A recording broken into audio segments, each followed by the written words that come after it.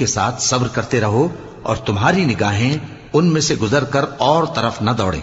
कि तुम दुनियावी जिंदगी की रौनकों के खास्तगार हो जाओ। और जिस शख्स के दिल को हमने अपनी याद से गाफिल कर दिया है और वो अपनी ख्वाहिश की पैरवी करता है और उसका काम हद से बढ़ गया है, उसका कहा न मानना। वक़ुलिल हक़्क़ु मिर रब्बिकुम फमन शाअ फल्युमिन